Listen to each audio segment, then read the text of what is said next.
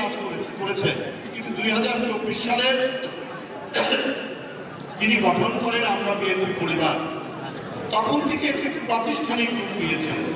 তখন থেকে চেয়ারম্যান মহোদয় এবং দলের যে সহযোগিতা খুনের পরিবারের প্রতি, অথবা যারা ইতিপূর্বে জুলাই আন্দোলনে যারা নিহত হয়েছে, গুরুতর আহত হয়েছে, তাদের প্রতি সহযোগিতার যে তার যে হাত বাড়ানো, সেটা থেকে একটি সংগঠনের মধ্যে দিয়ে করেছে।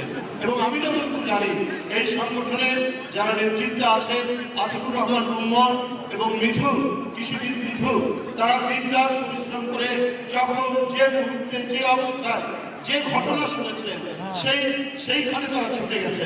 সেখানে চেয়ারম্যান মহোদয়ের সহযোগিতা তার যতটুকু সম্ভব সেগুলো তারা সেখানে করেছে এবং কন্টিনিউয়াস করে যাচ্ছে।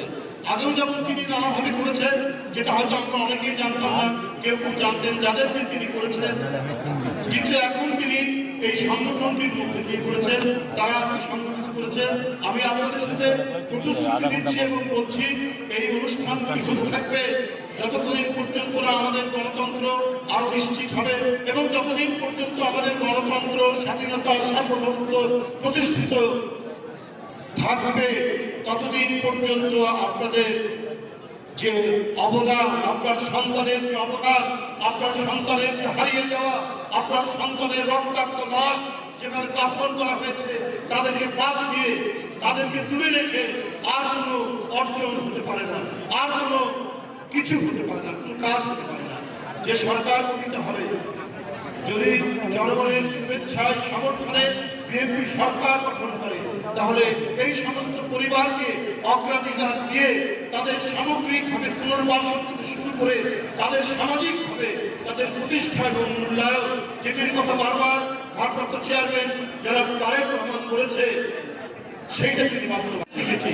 আমরা খবরের কাগজ পড়ার আগেই তিনি লন্ডন থেকে সংবাদ পেয়ে আমাদেরকে নির্দেশ দিয়েছেন, বরিশালে যান, নাহলে বর্ধমানে যান, নাহলে কি করে চট্টগ্রামে যান, নাহলে আপনি ওই দিনাজপুরে যান, ওইখানে একজন আহত হয়েছেন, ওখানে কেউ মারা গেছে।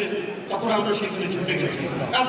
এত নিবিড়ভাবে তিনি নজরদারি রেখেছেন, এত নিবিড়ভাবে তিনি এগুলো পর্যবেক্ষণ করেছেন। তো সুতরাং এটা তো আমরা মনে করি জাতির, আমাদের এই দলের এবং জাতীয়তাবাদী শক্তির সৌভাগ্য যে আমরা একটা নেতা যায়নি, যার মাথা নত করা যায়নি, সেই নেত্রী আজ আমাদের মাঝে নাই, কিন্তু তার যে পতাকা, সেই পতাকা আজকে তারেক রহমান ধরেছে। সেই পতাকা যাতে নুয়ে না পড়ে, সেই পতাকা যাতে তিনি ধরে রাখতে পারেন, শক্তভাবে ধরে রাখতে পারেন, তাহলে এই জাতি এবং এই দেশের স্বাধীনতা, এই দেশের গণতন্ত্র, সার্বভৌমত্ব শক্তভাবে সেটি প্রতিষ্ঠিত থাকবে। আমরা সেই সহযোগিতা আমরা তাদেরকে করব, কারণ অনেক রক্ত ঋণে আবদ্ধ এ জাতি, এই রক্তের ঋণ পরিশোধ করতে হবে। আমরা দেশে দেশে একসময় পড়েছি যে কিভাবে স্বৈরাচার ফ্যাসিস্টরা মানুষের উপর অত্যাচার করেছে, চুরের গ্রামের মধ্যে রাজনৈতিক প্রতিপক্ষকে ডুবিয়ে দিয়েছে, পিছন দিক থেকে ট্রাক চালিয়ে দেওয়া হয়েছে, ধান খেতে বাস ধানের মধ্যে কিভাবে গুলি করে রেখে রাখা হয়েছে, কিভাবে ধরে নিয়ে যাওয়া হয়েছে ইলিয়াস আলীকে, কিভাবে ধরে নিয়ে যাওয়া হয়েছে হুমায়ুন পারভেজকে, কিভাবে ধরে নিয়ে যাওয়া হয়েছে সাইফুল ইসলাম বিরুকে, জাকিরকে, সুমনকে, আর কত নাম বলবো, এই নাম বললে অনেক সময় চলে যাবে। বন্ধুরা আমার, আমরা সেই বিভীষিকা, সেই ভয়াল পরিস্থিতি, সেই ভয়াল দিন এবং রাত আমরা দেখেছি। বন্ধুরা আমার, আজকে এই পরিস্থিতি অতিক্রম করে আমরা এখানে এসেছি। একটা যে কথা বলবেন, নিজের কথা, তারেক রহমান সাহেব এটাও নিষিদ্ধ করেছিল সেই কথা না, তার রাজনৈতিক প্রতিপক্ষ রাখতে চাইনি, নিশ্চিহ্ন করতে হয়েছে।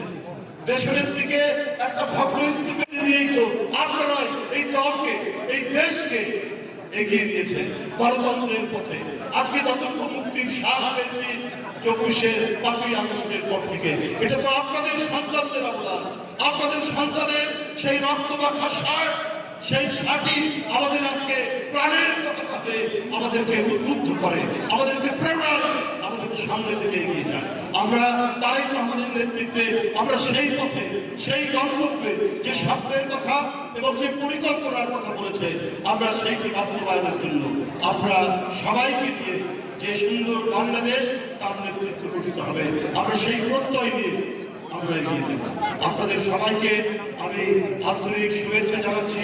আপনাদের বুক ভরা কান্না, এই কান্নার আমরা কোনো সান্ত্বনা নেই, কোনো ভাষা নেই, কোনো ভালো কবিতা আমরা বলতে পারছি না, কারণ যেটা নিজের